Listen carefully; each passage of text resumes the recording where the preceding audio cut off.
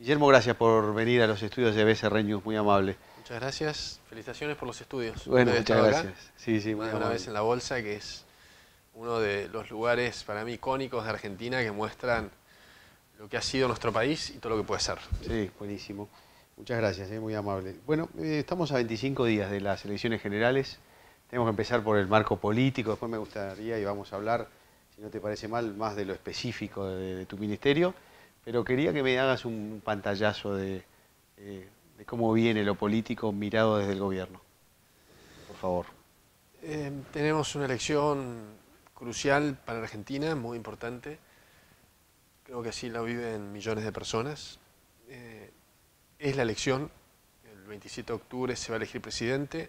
Ha habido parte del proceso electoral, unas PASO, pero que no necesariamente reflejan lo que va a pasar en la elección a presidentes. Esto lo vemos en muchísimas localidades donde han cambiado fuertemente los resultados desde las PASO hasta la elección, en intendencias, en gobernaciones.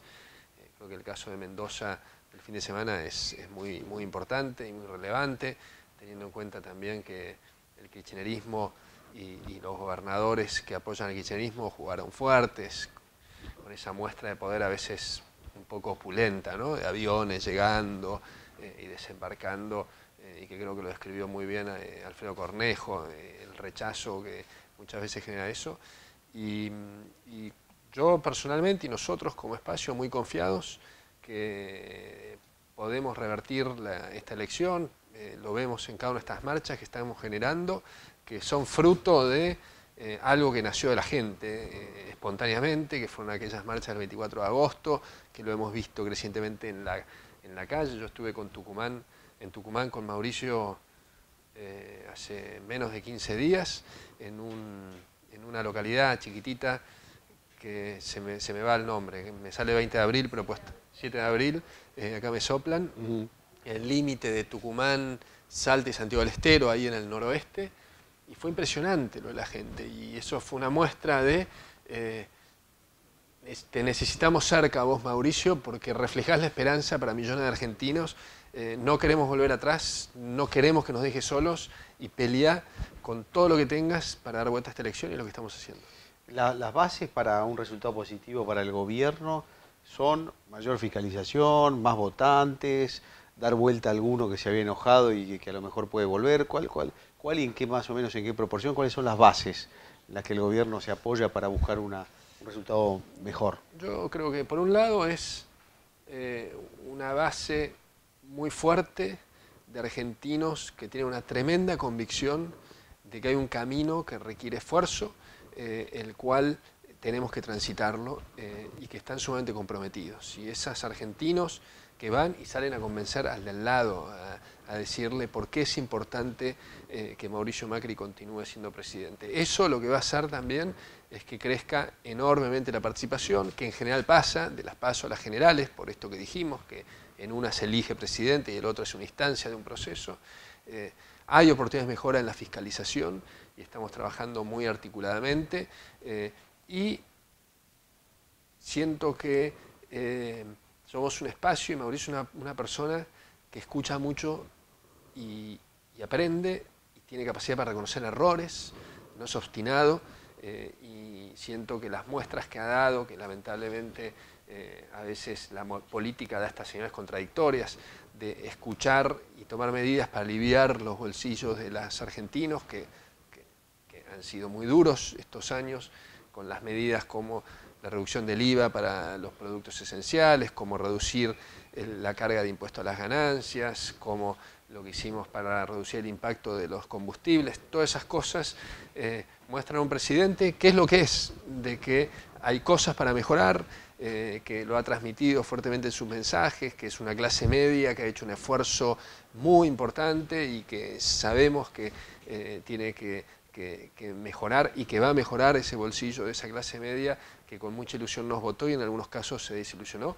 Digamos, todo eso es la base para que se den las condiciones para una diferencia que nos permita entrar al balotaje, que es otro partido, otra discusión. Claro. Guillermo, ya llevas varios años en política. 10. por eso estos últimos en el plano nacional, antes en la ciudad. Contame qué le pasa a la Argentina, por qué la Argentina parece que avanza, después retrocede, avanza, retrocede, y ya van décadas y décadas que no podemos salir del barro. Ahora que estás adentro de la política y que podés ver mejor a la sociedad en general y a la política en general, ¿qué pasa? ¿Cuál es tu diagnóstico más allá de la coyuntura pura? Pues son 70 años, ¿no? Es buena pregunta, es difícil. Es larga para ser contestada, pero si intento resumir con algunos puntos de reflexión, Argentina está trabada, Argentina está cruzada por intereses que afectan fuertemente a los que trabajan todos los días y a los que fueron quedando fuera del sistema. Nosotros tenemos una clase política, sindical, empresarial, partes de la clase sindical, política, empresarial, periodística, de justicia, en que de cierta forma han tomado el Estado como un botín. Es como un entrelazamiento del establishment en casi todos los sectores que están trabados y que son una verdadera corporación, no importa bien de qué partido, sí, ¿no? Yo creo que igual el problema de esto que tampoco hay que generalizar, digamos, no. Acá estamos en la bolsa de Rosario, que es uno de los sectores que conceptualmente ha sufrido esto, porque son los sectores productivos de la economía, donde esa Argentina les fue extrayendo cada vez que había una oportunidad de una mejora del sector, de generar alguna ganancia para invertir más, para generar más empleo, vino el Estado y dijo, te saco esto, que lamentablemente es lo que pasaría a partir de diciembre, del 10 de diciembre si gana el kirchnerismo. Porque lo ha hecho así, porque no tengo ninguna duda que va a pasar eso, porque es parte de cómo está estructurado el Estado argentino, es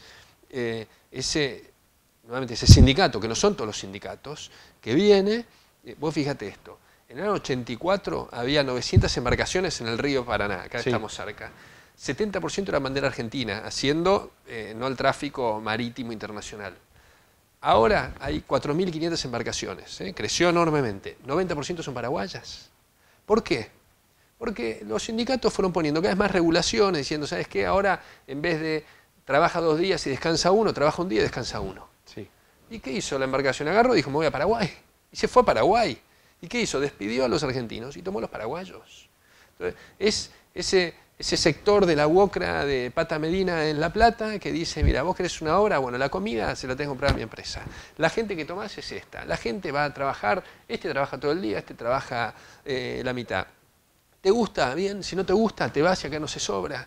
Alguno se fue, otro se quedó. Entonces, todos esos sectores empresariales, donde buscando subsidio constantemente, todo el tiempo, que no digo que esté bien o está mal, pero el problema es cuando el Estado agarra y termina siendo de eso, esa corporación, la corrupción de la política, que ha sido escandalosa, y la realidad que uno no tiene pruebas, pero sí tiene datos, y la gente lo conoce, el legislador que fue legislador, fue secretario de la municipalidad no sé dónde, fue intendente, después fue secretario de una gobernación, y el tipo es millonario, tiene un auto nuevo importado, se va de vacaciones a Estados Unidos, yo llevo 10 años en la política, estuve toda mi vida en el mundo empresario, y veo una familia que hace 50 años está en el mundo de los negocios, donde sabes lo que cuesta ganar cada peso, lo que cuesta generar empleo, generar condiciones para que haya empleo. En la empresa de mi familia tiene 500, 600 empleados, y todo el esfuerzo que es eso.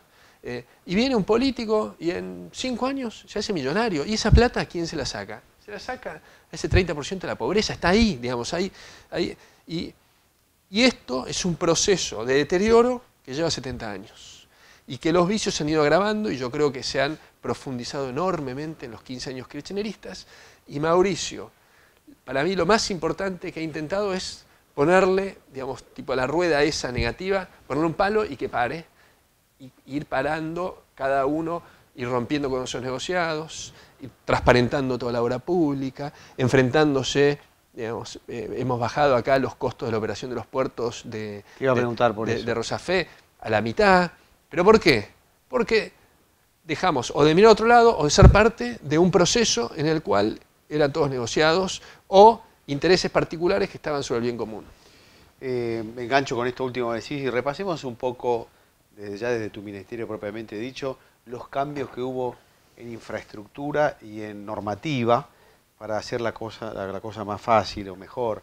Qué sé yo, desde el Belgrano Cargas hasta lo que es la normativa aerocomercial. Repasemos un poquito eso, por favor. Son, Marcelo, miles de cosas, porque la realidad es que cada cosa que agarrabas era dos actitudes. O decías, me frustro, esto es imposible, puede cambiar todo. Sí. O, qué lindo desafío. Por suerte, un equipo, acá está Guillermo Campra, del equipo nuestro que maneja todo el tema de transporte de carga, que un día me gustaría que lo entrevistes a él para que te cuente todo lo que hicimos. Escalables y bitrenes. ¿Cuál es el problema de Argentina? Volviendo a la pregunta anterior. Sí. Que el mundo en los últimos 25 años cambió como nunca en la historia de la humanidad. Nunca. Este es un mundo en movimiento, con una velocidad enorme, donde hoy tenemos este iPad, el teléfono, el celular, la internet, el correo electrónico ya quedó viejo y pasás al WhatsApp y dentro de 5 años habrá otra cosa. Y Argentina se quedó estático. Uno de los últimos conflictos que tuvimos en Aerolíneas, paro de la gente que trabaja en el call center porque contratamos una empresa que da atención por redes sociales a los usuarios usando inteligencia artificial y robótica. Sí. Y dicen, no, si ponen eso nosotros nos vamos a quedar sin trabajo. Lo tienen todas las compañías, paro de 10 días. No, ustedes están tercerizando esto porque estamos poniendo tecnología. Va a haber siempre alguien que quiera hablar con un ser humano y que va a ser el call center. Y va a haber muchísima gente, como es mi hijo de 18 años, que no quiere hablar con un ser humano y quiere hacerlo con la tecnología porque lo hace así en toda su interacción. El sistema de turnos de los puertos. ¿Sabes cuál es la propuesta de los lobbies estos, de los que quieren quedarse con la renta de todos, con los ingresos de todos? Hacer una playa gigante, cobrarle a los camiones que entraban y decir, mira, los camiones van a esperar 3 días, pero en vez de esperar en la ruta, esperan una playa. Pagando, por supuesto. Pagando, y les vamos a dar confort y van a estar ahí, se van a poder duchar, van a haber baños. ¿Y qué te decía todo el mundo? Tienes que hacer la playa. Obviamente, siempre algún grupito que quería hacer ese negocio, porque nada de licitación, nada de eso, mira, yo te traigo la idea, tengo el terreno. Nosotros le dijimos, no, lo que nosotros tenemos que hacer es que el camión no espere. Claro. No que el camión espere mejor. Porque ¿a quién le estás cagando la vida? Perdón con la palabra cagando la vida. No, perjudicando la vida. Al camionero, en primer lugar, que llega y tiene que estar durmiendo 2, 3 días. Hoy lo hacen en la ruta, ellos querían en una playa. Entonces son 3 días fuera de la casa. El camión ese que rinde mucho menos. Pero principalmente, ¿a quién estás perjudicando? Al productor, porque obviamente esos 3 días de camión lo paga alguien. ¿Quién lo paga? El tipo que trabaja ahí en el campo produciendo el trigo, la soja, el maíz. ¿Qué hicimos? Nos sentamos con los representantes de las cooperativas de camioneros. Nos sentamos con los puertos y le dijimos, muchachos, acá tenemos que articular algo para que esto fluya. Bajamos a la mitad del tiempo de espera. Hoy nadie espera más de 12 horas, 15 horas y 6 horas. En los tiempos que no son los picos, bajamos de 14 horas a 6 horas. ¿Qué hace esto? Que el camión rinde 50% más. Entonces el chofer, el conductor, en vez de estar esperando, está trabajando. ¿Eso qué hace? Que al ser más, rendir más, ese flete vale menos, ese productor puede producir más, ese puerto es más eficiente, ese productor puede contratar más gente. Pero este es un buen ejemplo, que la verdad que creo que nunca lo había comentado, de cómo desde un problema hay gente que busca el negocio que no es ilícito, porque no es ilícito este negocio. Correcto, lo entiendo. Pero no es ilícito si se hace con todas las de la ley. Pero lo que no buscan es resolver el problema, sino de eso generar un negocio que traba a toda la economía y que a los más débiles en esta cadena, que es el conductor del camión, que es un tipo que tiene su pequeña pyme, que tiene un camión, que es monotributista, o que tiene 3 camiones, pero que cada uno lo hace con un esfuerzo tremendo, al chacarero, que tiene 20 hectáreas y que produce y que tiene 1, 2, 3 empleados. A esos que son los más débiles del sistema son los que los perjudican estos grupos corporativos que se llevan para generar ganancias extraordinarias el beneficio de muchísimos. Te hago una pregunta, porque esto que vos contás es muy interesante porque tiene muchas cosas. Tiene productividad por un lado, tiene romper esas estructuras de las que hablábamos antes, cruzadas, del empresario lobista, del sindicalista millonario que en realidad está medio... Tiene muchas cosas interesantes. Ahora, y de estas hay muchas cosas. Ahora, ¿el gobierno no las contó bien o pese a que haga todas estas cosas buenas, la economía manda por sobre todo esto? ¿Cómo lo analiza? Usted dice, che, pará, hice todo esto, esto es extraordinario. Ahora, no nos fue bien en la elección. O no contamos esto bien, o lo contamos bien y no importa tanto en la cabeza del argentino, que es una cabeza complicada también, ¿no? No, es buena pregunta y... ¿sabes cuál es el problema? Que esto está tan enquistado que vos lo vas resolviendo, pero nosotros llevamos 4 años en el gobierno. ¿Cuándo es el primer año que se empieza a ver el beneficio del sistema de turnos? Este año. No, pero los beneficios, este año ¿cuál fue el beneficio? Que si no hubiésemos hecho esto, la cosecha récord no se hubiese transportado. Que te aseguro que hubiese habido 3 veces incendios en los puertos de la gente que decía, yo acá no aguanto más. Entonces, por un lado, no existe el incendio, por lo tanto nadie se entera. Por otro lado, el beneficio a ese conductor del camión realmente le va a llegar después de 3, 4 años de hacer esto, donde va a ver que tiene mayores ingresos, que va a poder cambiar el camión y en vez de tener un Fiat 72, se va a comprar un camión de 10 años, 5 años de antigüedad. El Paseo del Bajo es otro ejemplo. Digamos, acá estamos hablando de puertos graneleros, vamos a los puertos de contenedores. Digamos, el conductor del camión tiene el camión en Avellaneda, tiene que ir al puerto, va a buscar el contenedor, tardaba 2 horas, hoy tarda 10 minutos, sale del puerto con el contenedor, se va a Córdoba, tardaba 2 horas, hoy tarda 10 minutos, descarga el contenedor, descarga la mercadería, vuelve al puerto a dejar el contenedor, tardaba 2 horas, tarda 10 minutos, deja el contenedor, se vuelve a su casa. No, se ahorró 8 horas en un viaje contra 40 minutos. Pero ese conductor que le subió el gas, que le subió el colectivo, que le subió la luz, dice, esto está bueno, por otro lado me subí acá, por otro lado me bajó el trabajo porque estoy, no sé, en el sector automotriz, que cayeron las ventas. Y en eso hay una mezcolanza, porque el beneficio final todavía no le llegó. Porque le va a llegar cuando, y después de un tiempo, porque eso es parte de los cambios estructurales. Y cualquier cosa, digamos, mi hijo está en primero de la facultad, y la tentación de salir toda la noche y no estudiar es enorme. Y tiene amigos seguramente, o de trabajar y no estudiar es enorme. Sí. Tiene que estudiar 5 años o 4 años para después tener un mejor trabajo. Esto tan básico es lo mismo para todos los temas de la economía de un país, para las actividades, que en Argentina no se han hecho, porque la realidad es que los beneficios no son inmediatos, y por eso no se han hecho. Y por eso los hicimos, porque si estuviese hecho, los hubiésemos hecho, pero lamentablemente se cruza con una economía o un país tan desequilibrado en sus variables, que cuando las empezás a ordenar, y genera impactos negativos, donde en el bolsillo de la gente, más errores cometemos por un proceso como este, donde tenés múltiples cosas que resolver, todas al mismo tiempo, con muchísima gente que quiere que no pasen esas cosas, también cometes errores. Le han puesto mucho, por lo menos lo que más sobresale, entre otras tantas cosas, son el tema de trenes, de transporte de cargas en trenes, y todo el tema aerocomercial. Suponiendo la hipótesis de un segundo gobierno del presidente Macri, ¿tu ministerio a dónde enfocaría? ¿Qué cosas siguen?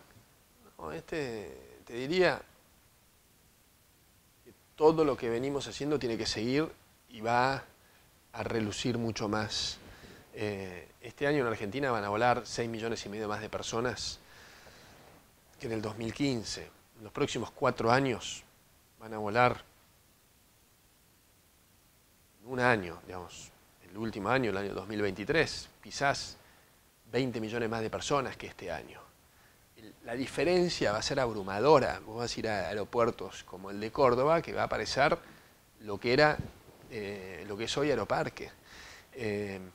Y no solo en Córdoba, porque Córdoba te diría que hoy, que ha sido de los que más ha crecido, va a pasar en Río Cuarto, va a pasar en ciudades más chicas, va a pasar en Malargüe, que hoy no tiene conexión aérea. Pero el tren de carga lo mismo, yo hablé de eso. Pero me voy a un ejemplo, porque en la línea de lo que me preguntaste es lo que hacemos, yo llamo que está el hard, que es como el CPU de la computadora, que es la ruta, el tren, el aeropuerto, y el soft, que es la regulación, ¿sí? En general, vos estás en Esquel y te dicen, pavimentame la ruta, la 259 que va a Futaleufú, que la vamos a pavimentar. Estamos ya cerrando todo con el BIT. Pero nadie le preocupa que en la aduana después tardás 2 horas. Entonces todos hablan de la ruta, pero cuando llegas a la aduana estás 2 horas, que tendría que ser lo más fácil y que no requiere un peso de inversión. Pero nadie le preocupa. Ya está. En la aduana tardás 2 horas. De hecho, hoy en la aduana tardás muchísimo menos y hemos cambiado todas las regulaciones para cruzar a Chile, vehículos de carga, vehículos de turismo, etc. Hacemos los bitrenes, que son camiones tipo dobles que llevan un 50% más de carga. Con la máxima tecnología, los vehículos más seguros del mundo. ¿Qué te dice el sindicato de camiones? Tenés que poner 2 choferes, porque tenés más carga. Claro. La innovación, que es ese mundo que se mueve, que es son 2 mundos distintos. Lo que hay en Canadá, lo que hay en Brasil, lo que hay en Australia. Viene el sindicato y en vez de ver una oportunidad para ser más competitivos, para que haya más carga, para competir contra el tren, lo que te dice es, no, poneme 2 choferes. Y después de todo un proceso, los bitrenes se fabrican en Argentina, esto genera empleo, y toda la discusión se termina trabando ahí. Entonces, vos vas ahí, después vas y haces un aeropuerto low cost, compañías low cost que generan empleo, viene el sindicato y te dice, no, si yo no me llevo a esta gente, hago lo imposible para que esto no exista, porque son míos o no son de nadie, si no, prefiero que no trabajen. ¿Tá? Entonces entras a ese ring y después vas a hacer una obra y vienen el de la estación de servicio de Güemes en Salta y te dice, si la ruta deja de pasar por el medio de la ciudad, que es una catástrofe, muere gente, tardás 40 minutos, y la haces en variante, yo te hago un amparo para que vos no la puedas hacer. ¿Ya? Otro ring. Y así te puedo describir 100.000 rings. Entonces, pero que no le hemos evitado esa pelea. Hoy están circulando los bitrenes, sí. Hoy están las low cost, hoy estamos haciendo el proyecto de la ruta Salta, hoy estamos inaugurando autopistas acá y allá, hoy estamos haciendo el tren, habiendo acordado con los sindicatos de que los conductores se puedan mover de un ramal a otro, de que los tipos que no trabajaban se fuesen. Digamos, hemos avanzado enormemente un montón de esto, pero ¿y por qué hemos avanzado en esto, Marcelo? Porque Mauricio nos bancó en cada una de estas, porque está convencido, porque Mauricio viene a gobernar para los más débiles, que son los que no tienen voz, los que trabajan informalmente. ¿Quién defiende a los que trabajan informalmente en Argentina? Nadie. Cuando hablamos de un primer empleo, cuando hablamos de menores cargas sociales para los que no tienen trabajo, cuando hablamos del proyecto ahora que lanzamos para el próximo gobierno de que si incorporás gente a tu empresa no pagan cargas sociales. ¿Quién tendría que ser el que trae este proyecto? Los sindicatos. ¿Sí? Los que representan a los trabajadores informales y formales. Pero no existe eso en el radar, porque es como yo tengo esto, no me muevo de acá, los que están afuera no me importa. Pero la paradoja de esto es que cuando Moyano hace algo, afecta al sindicato de los trabajadores del campo. Cuando el del tren el del puerto hace algo, afecta a los trabajadores de Moyano, de los conductores de camiones, o de los conductores del tren, o los del campo. Digamos, ni siquiera en el sistema hay una visión integral de decir, estamos todos en este barco, cedamos todos un poquitito y hagamos un barco más grande. Sí. Claro, todo esto que vos estás contando es más difícil si no hay una buena justicia en definitiva, ¿no? Porque nosotros estamos cansados de ver, tomemos los sindicalistas, pero podemos tomar otras áreas también, dentro del periodismo incluso. Gente que no tiene forma de justificar el patrimonio que tiene y está ahí como marcándole el paso a la Argentina, ¿no? Entonces, bueno, sería bastante fácil descubrir que no tiene forma de justificarlo, pero finalmente terminás en una justicia que se termina acomodando a todo. Entonces, me imagino que cada cosa de esta es más difícil de esa manera. Te cambio un poco de tema porque... Pero sí, eso es parte de la transformación profunda de las instituciones. Vino una señora recién y me dijo, ¿por qué tal persona no está presa? No quiero decirlo porque... sí. ¿Por qué una justicia independiente? ¿Por qué no la pusieron presa ustedes? ¿Por qué una justicia independiente? Porque, señora, si usted cree en estos valores, no es que si sos bueno manejás la justicia, no. Tenés que cambiar esto ¿Por qué a los gobernadores? ¿Por qué hicieron obra pública en todo el país? Porque es lo que hay que hacer. Y el gobernador, hiciste todo eso y después se terminó yendo con la oposición. Bueno, se terminó yendo con la oposición. Uno hubiese esperado un accionar distinto, claramente, porque la realidad es que ese gobernador vio cuando generás acceso al crédito que esa provincia puede tomar créditos, que hay más obras, porque las vio, que nadie lo condicionó, que nadie lo obligó a algo. Pero bueno, es parte de ese proceso de transformación, que yo creo que es tan profundo todo esto que estamos hablando, que cuando se elija presidente en serio, en ese momento, esto va a tener una mucha mayor importancia en el momento del voto que en la previa, que era el entrenamiento de las PASO. Guillermo, te iba a preguntar por la hidrovía, que para nuestra zona es, lo habíamos hablado en la primera parte de la conversación, lo importante que es para nosotros el río, ¿no? Bueno, ahora está muy bajo, pero ha pasado por aquí, inclusive por la bolsa, muchos empresarios internacionales, muchos funcionarios, las empresas vienen con sus gobiernos atrás, hay mucho interés. Tengo entendido, me corregí si estoy equivocado, que es el contrato público-privado más importante casi del mundo, por el monto involucrado. ¿Cómo viene todo ese proceso? Bien, con mucha transparencia. De hecho, hemos invitado al mundo de la producción a que participe en el proceso, algo inédito, y están participando para escuchar todas las voces en el proceso. Es una licitación muy importante que se va a hacer en el próximo gobierno. Nosotros estamos trabajando en los pliegos, escuchando todas las voces, haciendo estudios muy profundos, donde más dragado en ciertos sectores significa más tarifa, ver cuánto es la inversión necesaria, más tarifa respecto a, digamos, si yo tengo 32, 34, 36, 38, Correcto, sí. digamos, no es lo mismo, no significa más tarifa que ahora, creo que hay muchas oportunidades de mejora. Era un contrato que fue exitoso porque generó un crecimiento de la hidrovía enorme, un desarrollo de todo el complejo portuario de acá, que está... ¿Por qué es tan estratégico toda esta zona? Porque toda la zona de la producción, que está a 500 kilómetros, está a una distancia muy corta, que hace muy competitivo, donde el 85% de lo que se produce o más está en esta distancia de estos puertos, cuando competimos con países como Estados Unidos y Brasil, que las distancias están 1.700, 1.500 kilómetros. Eso nos hace muy competitivos y es una de las razones también por las cuales ha habido tanto espacio para las retenciones, paradójicamente, por esa diferencia que tenemos de locación, que esa diferencia de locación está porque se hizo esa inversión privada acá enorme. Por lo que, digamos, lo que creo que tiene que haber tranquilidad de todos es que cada proceso de licitación que hacemos nosotros es totalmente transparente y abierto. Hay procesos de data room, en el cual se invitan a todos los participantes, acá por ejemplo todos los dragadores del mundo, sean chinos, belgas, holandeses, argentinos, americanos, y en algo que tiene tanto impacto con la participación también del sector privado. Muchas gracias, Guillermo, muy Gracias atento, a vos. muy amable. Gracias porque hay preguntas que por ahí nunca me las hicieron así, me sirvieron para reflexionar.